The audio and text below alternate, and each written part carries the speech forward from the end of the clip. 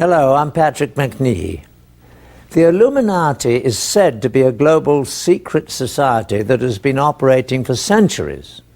A hidden brotherhood that includes some of the world's most influential people, people of all races and religions that hold top positions in government, churches, business, education, science, medicine, military, financial, and charitable institutions.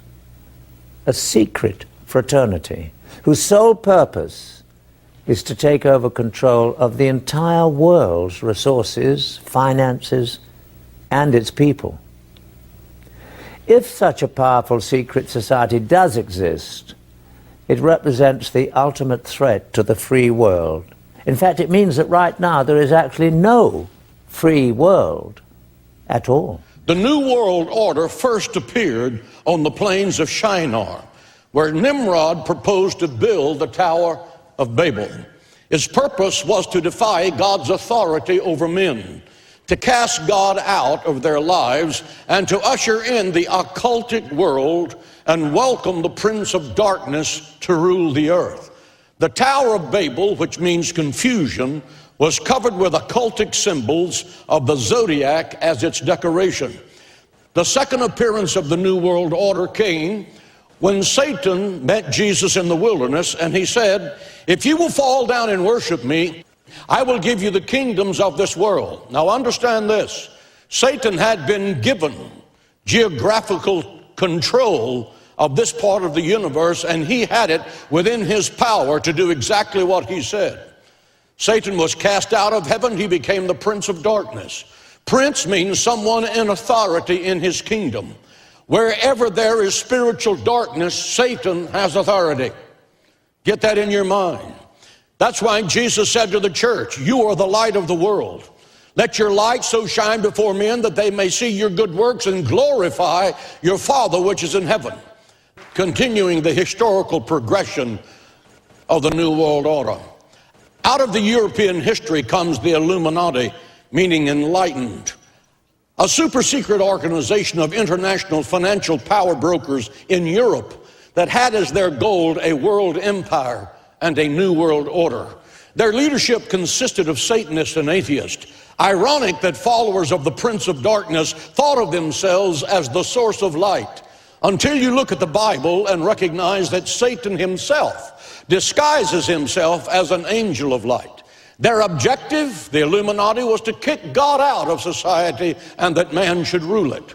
If you have a United States dollar in your wallet, it bears the phrase "One World Order," the seal that was adopted by Congress in 1782. The seal that's on the left depicts an unfinished pyramid with an all-seeing eye at its top in a blaze of glory. Beneath that pyramid are three Latin words, Novus Ordo Seclorum, which means New World Order. The designer of the Great Seal was Charles Thomson, member of the Masonic Order who served as Secretary of the Continental Congress. This pyramid has special meaning to the Masonic Order, even as crystals and pyramid power hold occultic significance for the followers of the New Age. To some, the all-seeing eye represents providence. To others, it represents the eye of an ancient Egyptian deity, Osiris. After World War I, the war to end all wars, President Woodrow Wilson pronounced the League of Nations in man's relentless pursuit of a one-world government. There was no support for it, and it failed. Next on the stage of history came a man by the name of Adolf Hitler, and he told the German people he would bring to Europe a new order that would last 1,000 years. He dragged Europe into the bowels of a living hell, and he turned Europe crimson red with the rivers of human blood. Hitler's SS Corps and his followers were occultists and Satanists. The objective, to cast God out of society and to allow the Prince of Darkness to rule the earth for 1,000 years. Then came the Communist Party, pledging a new world order, an atheistic, God-hating, evil empire that collapsed like a house of cards. Russia is now trying to make a comeback as a superpower.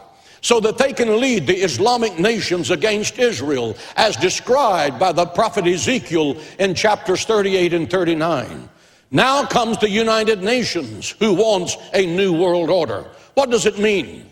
Listen to the words of Brock Chisholm, former director of UN World Health Organization. Quote, "To achieve world government, it's necessary to remove from the minds of men their individualism, to remove loyalty to the family, national patriotism, and religion.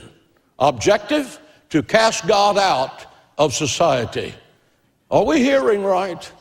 The United Nations is the Tower of Babel, not Babel, Babel, as in yakety yak. It is really the bully pulpit of tin-horn dictators on the Hudson. It's the house of political prostitutes who have sold themselves to someone else, and they think they're ready to rule the world. I agree with the slogan, "Get America out of the UN and get the UN out of America."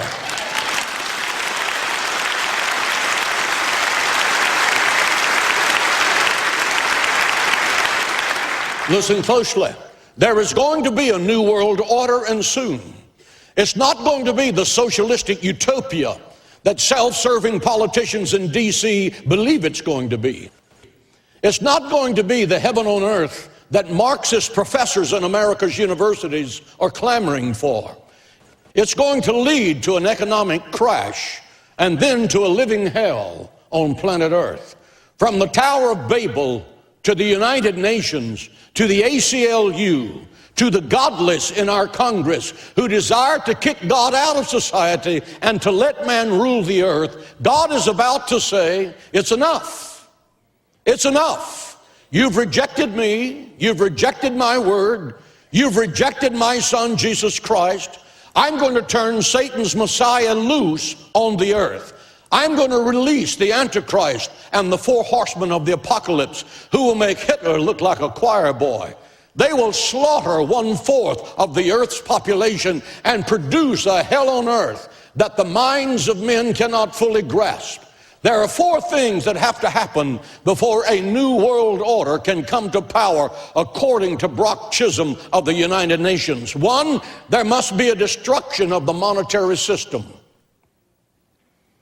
I believe America's economic problems are not created by market conditions. I believe that they have been planned and orchestrated to devalue and to destroy the wealth of the dollar. It does not take a rocket scientist to understand the basic economic concept that excessive debt leads to bankruptcy. How many of you know that when you spend more than you make, you go broke? Now, people in Congress understood that, we wouldn't be going the direction we're going. You cannot spend your way into wealth. What one person receives without working, another person must work for without receiving. The government cannot give to anybody anything that the government does not first take away from someone else. And the government that can give you everything has the power to take from you everything.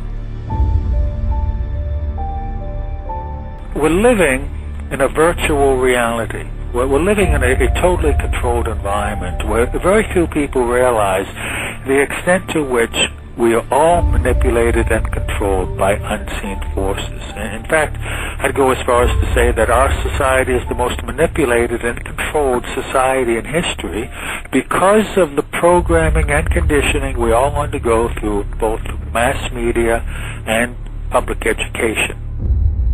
We're seeing a society that not only has a lot more people of lower IQ, but a lot fewer people of higher IQ. In other words, a dumbing down, a chemical dumbing down of society. So everyone's sort of mediocre. That leaves them dependent on government because they can't excel. We have these people of lower IQ who are totally dependent. Then we have this mass of people who are going to believe anything they're told because they can't really think clearly. And very few people of very high IQ who have good cognitive function who can figure this all out. And that's what they want.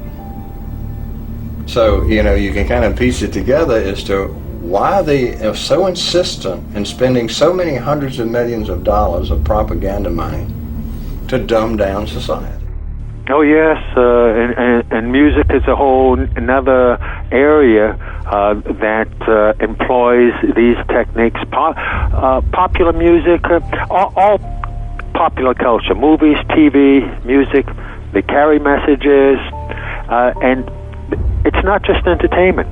Entertainment is not value-free. It has ideological content. It presents a worldview that influences the people who are watching or listening. So we've got this disconnect, thinking that entertainment is harmless when it's the most important delivery system of propaganda, because it influences people without their conscious awareness, and that's the ultimate in controlling people in society, is to do it without them being aware of it.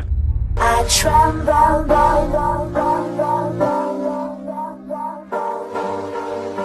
They're gonna eat me alive